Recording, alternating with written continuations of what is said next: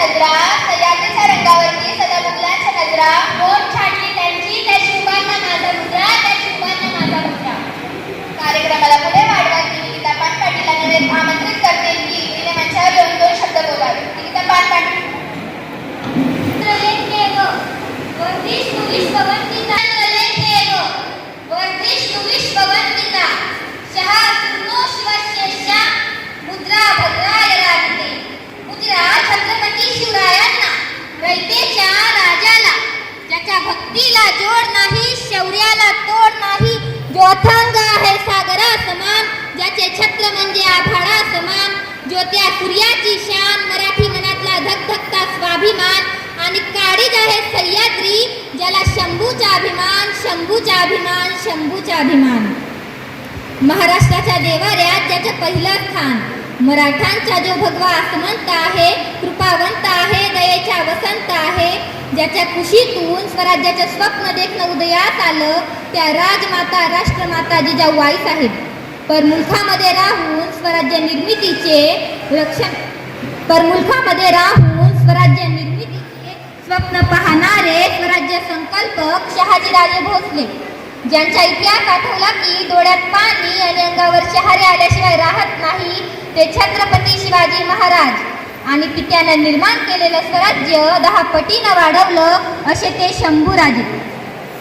आयुष्यातले प्रत्येक क्षण लक्षात राहतात असे नाही, आयुष्यातले प्रत्येक क्षण लक्षात राहतात असे नाही, आयुष्यात विसरून म्हणता विसरता येत नाही असा ज्याचा हा क्षण आहे. 16व्या शतकात आजच्याच दिवशी एक तेजस्वी तारा चमकला, शिवनेरीवर तौफांचा गडगडाट झाला, सनई चौघडे वाजू लागले आणि माझा राजा जन्मला, शिवबा जन्मला, दीनदलितांचा कैवारी जन्मला, दुश्मनाचा सहारी जन्मला, अरे माझा राजा जन्मला. मराठा नेमकं म्हणायचं तरी कोणाला? आम्ही एक विशिष्ट प्रकाराची जात अपेक्षित करतो, तर मराठा म्हणायचं तरी कोणाला? मरेल पण शेवटपर्यंत मागे हटणार नाही, तोच खरा मराठा. मग तो कुठल्याही जातीचा असू द्या, कुठल्याही धर्माचा असू द्या. आज आपण या ठिकाणी शिवजयंती साजरी करतोय. शिवजयंती का आणि कशी साजरी करावी हा तर फार महत्त्वाचा मुद्दा आहे. जयंत्या सगळ्यांच्याच साजऱ्या होतात का हो? आपल्या पण होणार आहेत का आपण मेल्यावर? अहो, जी व्यक्ती जनतेसाठी रयतेसाठी जगली ना, त्याच व्यक्तीच्या जयंत्या साजऱ्या होतात. तुळजाभवानीच्या आशीर्वादाने, जिजाऊच्या मार्गदर्शनाने आणि मावळ्यांच्या साथीने शिवरायांनी हिंदवी स्वराज्य स्थापित केले. जिजाऊंनी संस्कार जसे शिवरायांवर केले तसे आमची माय लेकरांवर करत नाही. म्हणून कोणी मन तोडलं तर कर आत्महत्या, पेपर अवघड गेला की कर आत्महत्या, कर्ज झालं की कर आत्महत्या, टेन्शन आलं की कर आत्महत्या, बायकोने त्रास दिला की कर आत्महत्या, नवऱ्याने छळलं की कर आत्महत्या. अहो, झालंय काय आत्महत्या करायला? कित्येक मुलं मुली, पुरुष महिला एका कारणाने आत्महत्या करतायत. शिवरायांवर पण अनेक संकट आली, पण मनात विचार आला नाही शिवाला की आत्महत्या करावी म्हणून. राजे काय कपाळाला हात लावून बसले नाही, कोणाला द्वेष देत बसले नाही, रडत बसले नाही.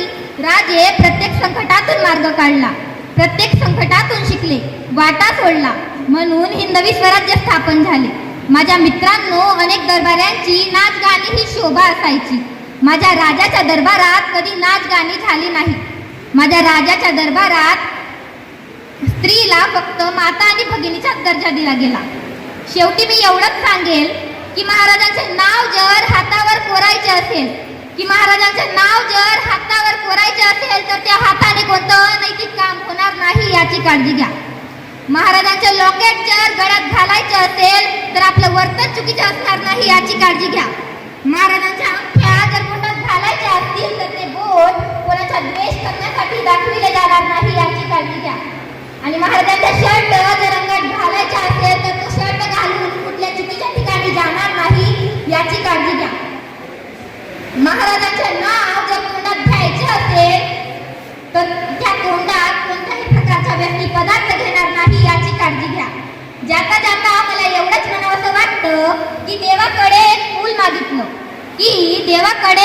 मागितलं तर देवाने अख्खी बागच दिली. देवाकडे राहण्यासाठी घर मागितलं तर देवाने अख्खा राजवाडाच दिला. देवाकडे पिण्यासाठी पाणी मागितलं तर देवाने अख्खा समुद्रच दिला. परंतु जेव्हा देवाकडेच देव मागितला तेव्हा त्याने छत्रपती शिवाजी महाराजांसारखा देव माणूस दिला. जय हिंद, जय भारत, जय भवानी, जय शिवाजी.